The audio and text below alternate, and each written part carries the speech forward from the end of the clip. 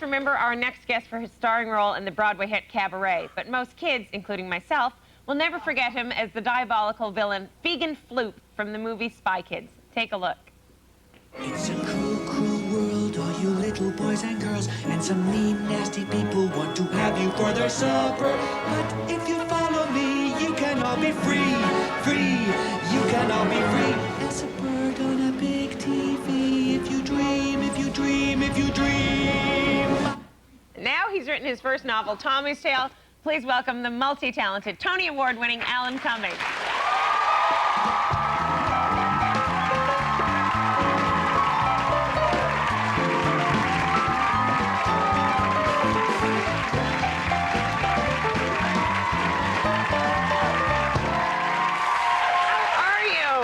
I'm very well, thank you. It's nice to see you again. You too.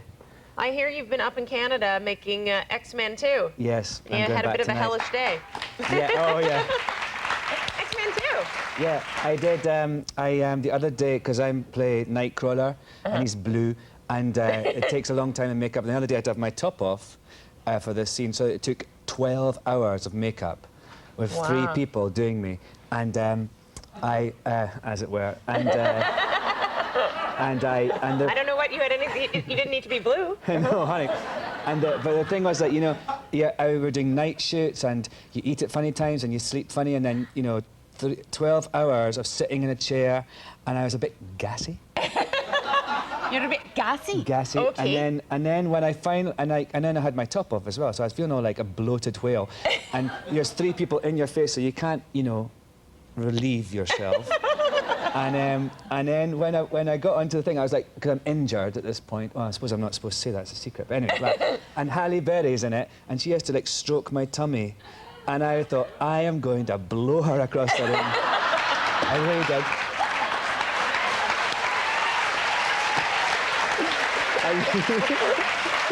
And you know that way where you're like, oh my God, oh my God, oh my God, like that. She doesn't know how near she came to death by fart. Oh, I wasn't supposed to say fart, sorry. Whoops. What a terrible way to go. No. Yeah.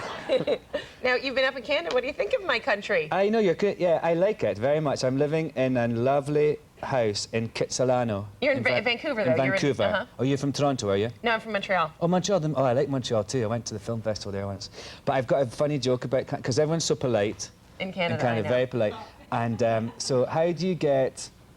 At a pool party in Canada, when everyone's in the pool having a great time and all having a laugh, how do you get the people out of the pool? You go, could you get out of the pool, please? I know.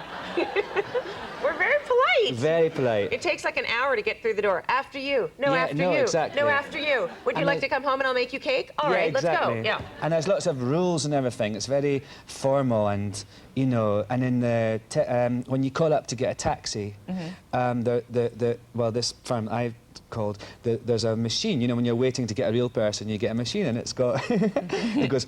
Be sure to have your apartment number, the street address, and the zip code ready. And I'm like, oh my God, I don't know my zip code.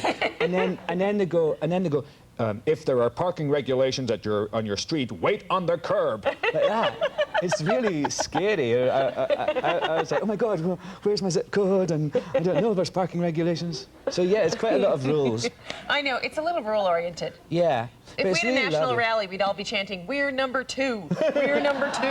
We have a bit of a chip on our shoulder. That's the thing, because it reminds me a lot of being Scottish. Right. And the whole thing with Scotland and England, it's quite similar to Canada and America. It is. There's a sort of a bit of an inferiority complex and a kind of hatred as well at the same time, you know. I spent summers in Scotland as a child. Did you really? Yes, Where? in Islay. Islay, oh my God. Yes, in the Hebrides. That's it was beautiful there, isn't it? freezing cold. Yeah, freezing. It was so beautiful. Now, I read the most hilarious article in Marie Claire. Oh, yes. You dressed up as a woman. I did, yeah. Yeah, and then lived life as a woman. Well, not lived, for a day I lived. All right, well, yeah. for a day. Yeah. No, and I didn't. How was it I nice? just made it a bit extreme. Yeah. You became a woman. I became a woman. I had the operation. Just for a short article. Yeah, no. So what do you think? Well, it was really interesting because I did the same things as a man, and then a few weeks later did them exactly the same, but as dressed as a woman, and I compared and contrasted, and you know, apart from the sort of pain, like everything about it, even nails, like your nails are sore when you put nail varnish on, and you know, and the wig and the bra was itchy, and the worst thing was like not being able to open your legs when you get out of a car. You know what I mean? I was like, I was such a bad girl because I was going out like that, coming out of a taxi and everything. And then the best bit was when in this car showroom, the man was showing me, when I was the man said to me, you know, well, she runs really well, she's got 2,000 horsepower or whatever, all this stuff. And then when I was the girl, he went, well, this is how the seats go down and the mirrors are here.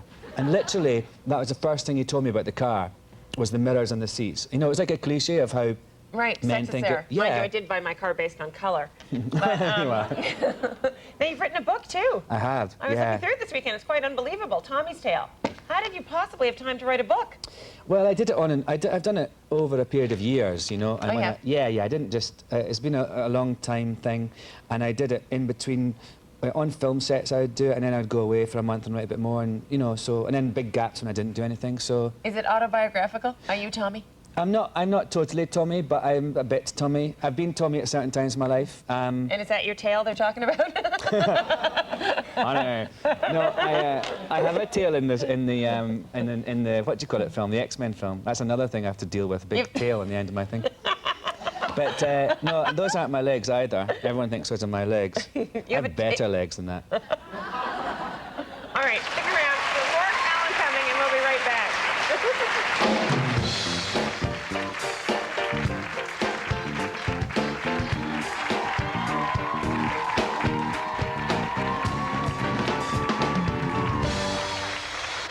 We're back with Alan Cumming, and this is a beautiful picture of you as Marie. Yeah. You look like a girl I know. I know you're telling me that thing. That's a bit scary for her. I won't mention to her that she looks like Alan Cumming dressed as a woman. All right, now I understand that you have a store that you love down in the East Village called Demeter. Yeah. That creates beautiful scents. Yeah, and they like have really weird things like paint and brown paper. They make any smell you want, they have it. It's kind of weird. Brown paper. All right. Well, I've got a few samples, and I have a lovely lady from the audience named Kirsten. Hi, Kirsten. Where are you from? Waterford, Connecticut. Cool. All right. Do you have a sensitive nose? Yes. You do? Perfect. All right. I'm going to pass you this. Has it been pre-sprayed? Okay. Here is a little sample. Thank you. And by the way, I did do that. That was my first job at Bloomingdale's. I was a spritzer. Oh, were you? I what? What? Can I have a little squirt more? Can you have a little squirt more? I can't smell it. Can you not smell that? I don't think that's fair. Yeah. All right. Here we go. I gave you two. Can you not tell? It's like, do you have to write it down? Well, you can, write it down. All right, write it down. Both of you write it down. It's like Jeopardy that way. Here we go. Candies or grass? Interesting. What kind of candies are you eating, man? It's pepper. Oh. Oh, yeah, so it is. Once you know.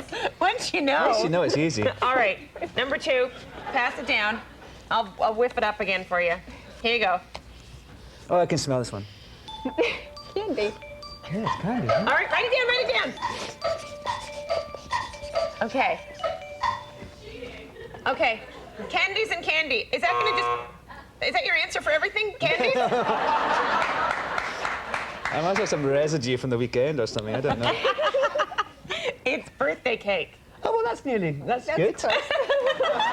I like the way you're scoring. That's very close. Yeah. It is. Candy, birthday cake, birthday cake. Birthday cake. See, doesn't it? It's got that kind of the icing smell, frosting. Yeah, it does. All right, last one. Here we go. Pass it down. Yeah. Okay. Oh, I know this one. You do? You know this one? Kirsten? That's a hint. Ready? A horse? Well, wait. Soap or a riding crop? Alan got it right. It's a riding crop. That is so odd. I know. I have that one at home. I have riding crop at home. Comes All right. in handy. Well, thank you, Kirsten, for playing. We have a gift box for you from. It's Demeter. That's what he says. Yeah. Okay. It's really good. Alan's favorite fragrance store, and thank you, Alan. His first novel, Tommy's Tale, is in bookstores right now. We will be right back. Thanks, you guys. You have excellent sense of smell.